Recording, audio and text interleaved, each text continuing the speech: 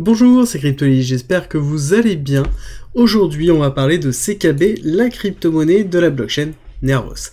Alors, avant de commencer, comme d'habitude, cette update, elle va être divisée en plusieurs parties. Première partie fondamentale, on va revenir sur ce qu'est Nervos, son importance, revenir un petit peu sur la roadmap de Nervos, et ensuite on va attaquer la partie technique où on va analyser les graphiques et essayer justement de se fixer des targets court, moyen, long terme, et voir un petit peu où on en est concrètement.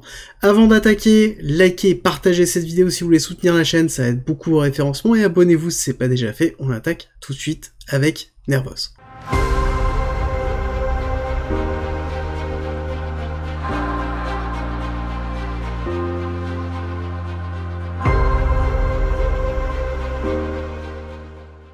Alors, Nervos, actif très intéressant dans son concept fondamental, où c'est une blockchain de niveau 1, on pourrait le considérer comme tel, dans lequel on retrouve tout ce qui est concret à une blockchain. Elle est EVM compatible, donc ça veut dire qu'on peut porter des applications Ethereum directement sur Nervos, mais pour aller plus loin, Nervos a construit intrinsèquement dans la gestion de sa blockchain de multiples blockchains, où on se retrouve justement sur un Nervos qui va aller chercher l'interopérabilité, qui va aller chercher beaucoup plus loin que ça, avec justement la notion d'application universelle, où on va avoir la possibilité d'interagir avec l'ensemble des applications qui sont intégrées autour de Nervos, et c'est vraiment la force de Nervos.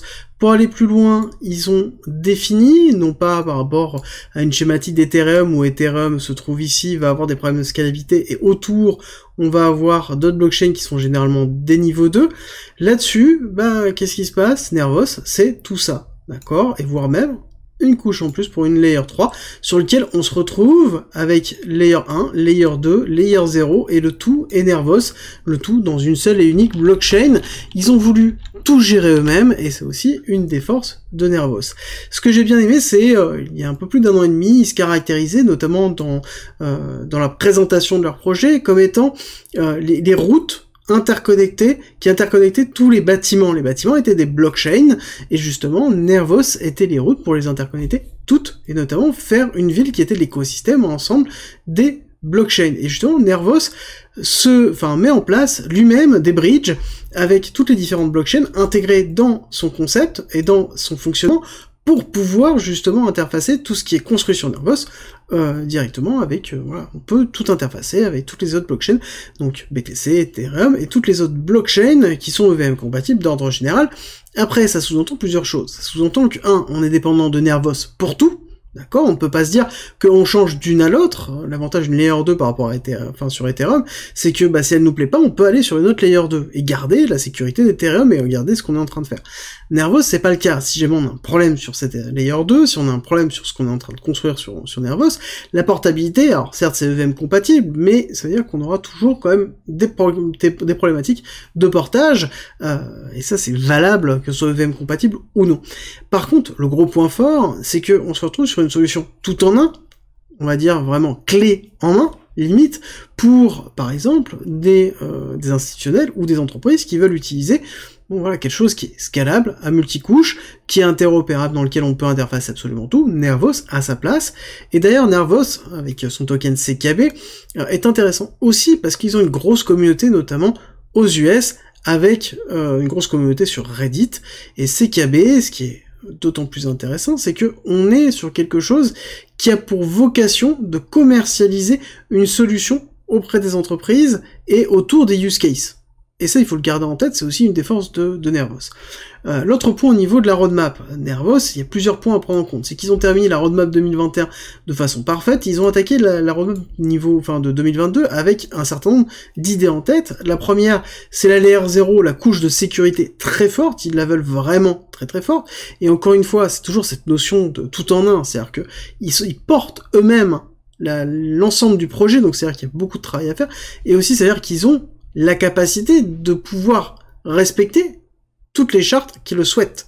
Donc ça veut dire que s'ils définissent qu'ils veulent travailler sur la sécurité, forcément, la layer 1 et la layer 2 qu'ils ont eux-mêmes travaillé, qu'ils développent eux-mêmes, vont respecter les mêmes canaux, les mêmes principes, et du coup va avoir une forme de cohésion très forte. Donc c'est aussi autre chose. Donc globalement, ils vont travailler vraiment sur la sécurité de la layer 0, la niveau 1, avec la Proof of Work, ils vont continuer à travailler dessus, donc il faut bien comprendre que derrière CKB, Nervos, ça reste une Proof of Work à l'image du BTC. Ce qui est intéressant, c'est qu'on a, par exemple, notre Ethereum qui est passé de Proof of Work en Proof of Stake, et Nervos qui valide le fait que leur consensus, il est dans la sécurité, dans la conception, à travers le Proof of Work et la validation du Proof of Work.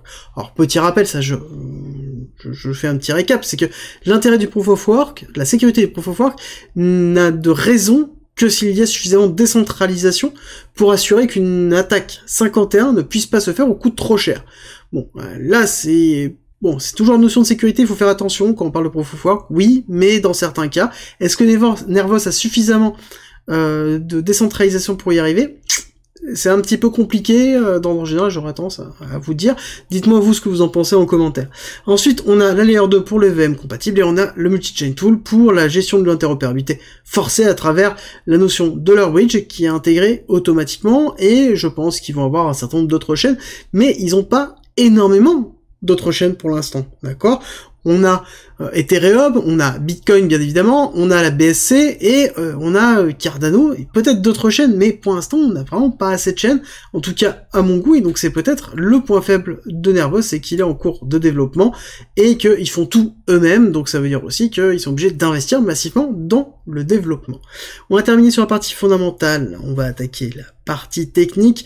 Avant d'entamer justement cette partie, je vous rappelle que le Discord est en commentaire et en description, c'est gratuit et c'est un lieu d'échange d'informations sur la crypto-monnaie, la blockchain, le trading et l'investissement.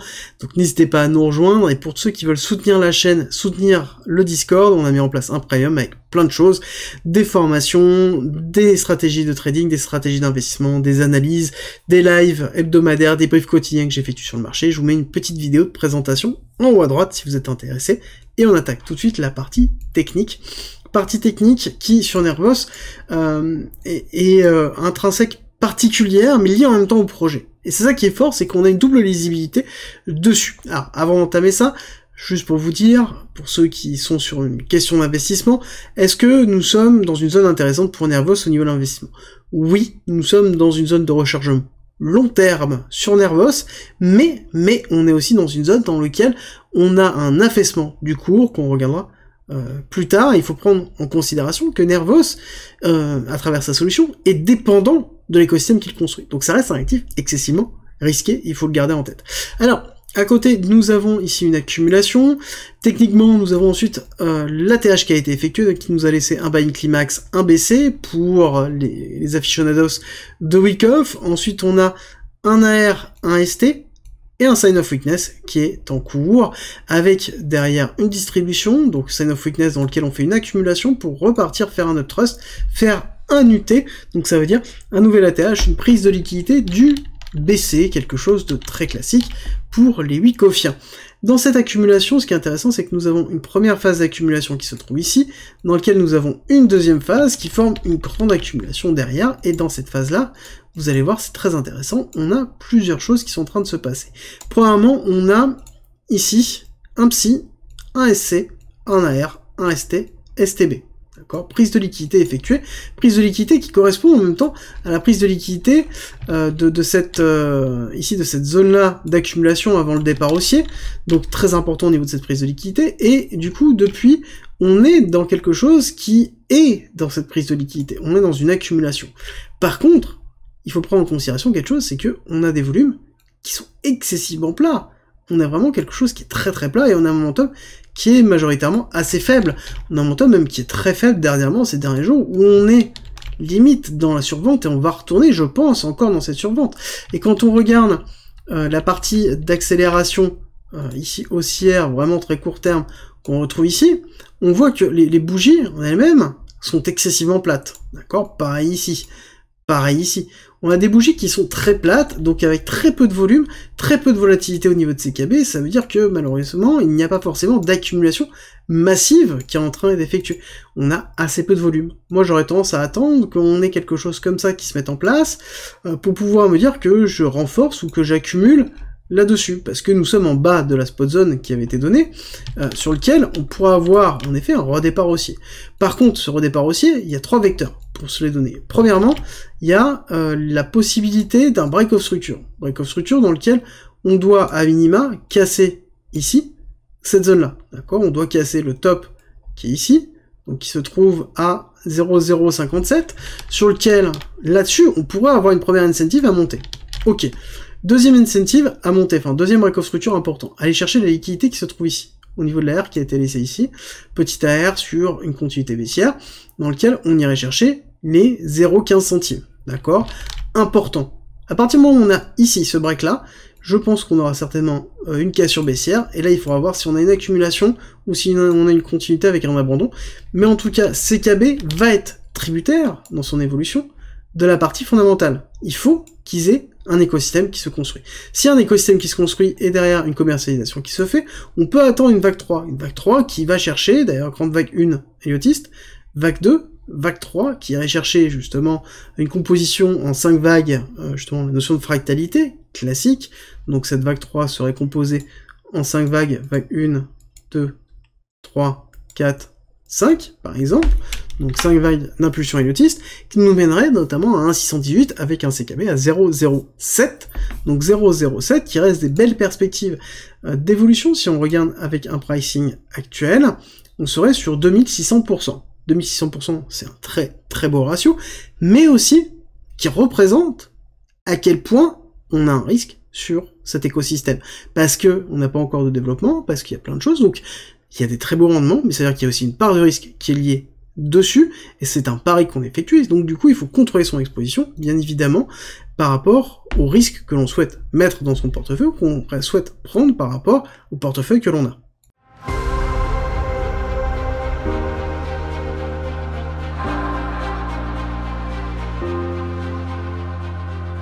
Si tu aimes mon contenu, n'hésite pas, partage, like, ça m'aide énormément, et rejoins-nous sur Discord.